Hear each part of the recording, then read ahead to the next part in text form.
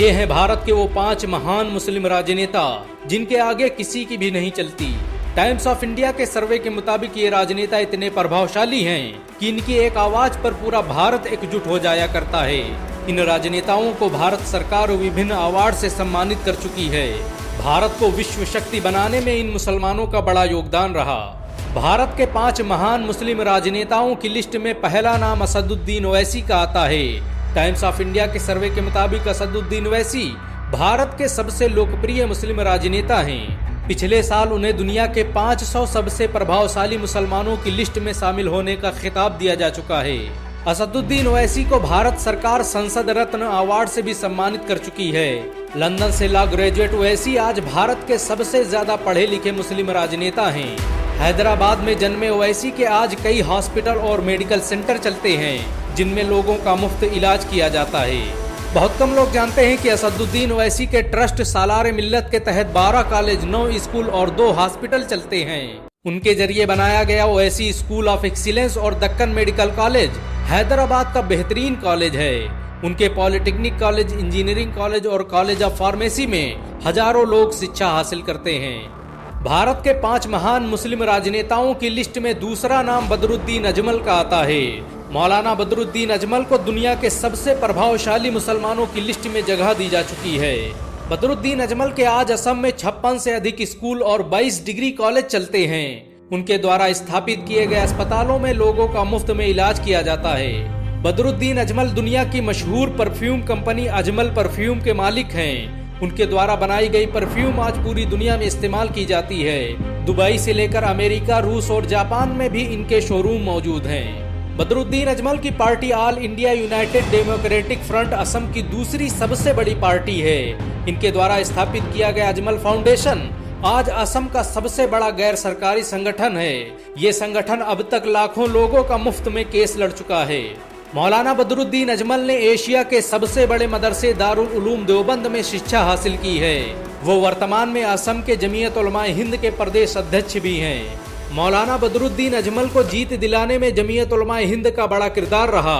इनके द्वारा स्थापित किए गए स्कूलों और अस्पतालों से आज पूरा असम फायदा उठा रहा है।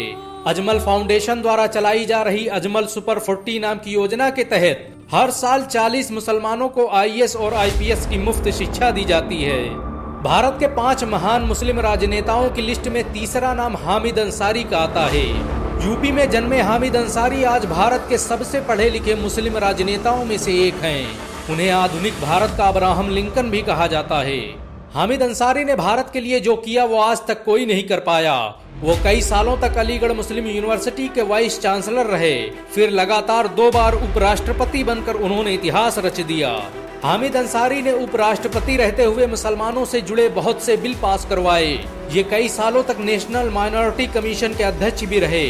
उपराष्ट्रपति बनने से पहले हामिद अंसारी ने अरब देशों में भारतीय राजदूत के रूप में अपनी सेवाएं दी और कई सालों तक यूनाइटेड नेशन में भारत का प्रतिनिधित्व करते रहे।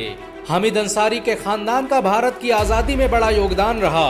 इनके दादा मुख्तार अहमद अंसारी जामिया मिलिया इस्लामिया के संस्थापकों में से थे। मुख्तार अहमद अंसारी ने ही भारत में सबसे पहले मेडिकल कॉलेज की स्थापना का ख्वाब देखा था। भारत के 5 महान मुस्लिम राजनेताओं की लिस्ट में चौथा नाम गुलाम नबी आजाद का आता है। कश्मीर में जन्मे गुलाम नबी आजाद भारत के ताकतवर मुस्लिम राजनेताओं में से एक हैं। ये कश्मीर के 7वें मुख्यमंत्री और भारत के 6ठे केंद्रीय स्वास्थ्य मंत्री रहे हैं। ये अकेले मुस्लिम राजनेता हैं जिन्होंने कई बार मुख्यमंत्री पद को ठुकरा दिया। गुलाम नबी आजाद के कार्यकाल में भारत स्वास्थ्य सेवाओं के क्षेत्र में आसमानों में पहुंच गया। भारत को पोलियो से आजाद कराने में गुलाम नबी आजाद का बड़ा किरदार रहा। सन 2013 में WHO और यूनिसेफ ने उन्हें इसके लिए अवार्ड से भी सम्मानित किया। स्वास्थ्य मंत्री रहते हुए आजाद ने जो नीतियां बनाई उन्होंने भारत को रोग मुक्त करने में बड़ी भूमिका निभाई। इनकी दौरे हुकूमत में भारत में सबसे ज्यादा अस्पताल और मेडिकल कॉलेज स्थापित किए गए। गुलाम नबी आजाद द्वारा कश्मीर में स्थापित किया गया ट्यूलिप बगीचा आज एशिया का सबसे आधुनिक बगीचा है। ये एशिया का सबसे बड़ा ट्यूलिप गार्डन भी है।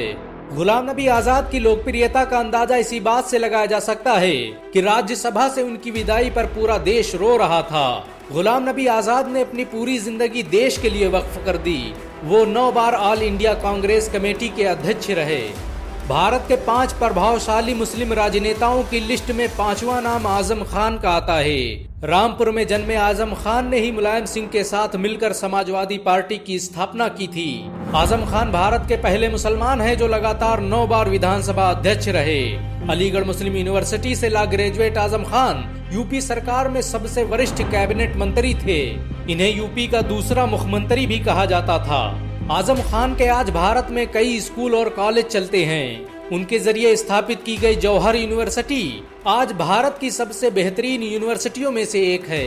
मोहम्मद अली जौहर ट्रस्ट के जरिए बनाई गई ये यूनिवर्सिटी निर्माण और स्थापत्य कला का बेहतरीन नमूना है। 300 एकड़ में फैली इस यूनिवर्सिटी में स्टेडियम से लेकर लाइब्रेरी तक की सुविधा मौजूद है। इस यूनिवर्सिटी में 3000 से अधिक छात्र शिक्षा हासिल कर रहे हैं। मोहम्मद अली जौहर यूनिवर्सिटी में बनी मस्जिद में एक साथ 8000 लोग नमाज अदा कर सकते हैं। ये भारत की अकेली यूनिवर्सिटी है जिसकी स्थापना पर राज्य सरकार का पूरा मंत्रिमंडल मौजूद था। इन सब के अलावा भारत में बहुत से मुस्लिम राजनेता हैं जिन्होंने भारत की अस्मिता, अखंडता और सुरक्षा के लिए अपना सब कुछ कुर्बान कर दिया। भारत को दुनिया में पहचान दिलाने में मुस्लिम राजनेताओं का बड़ा किरदार रहा है।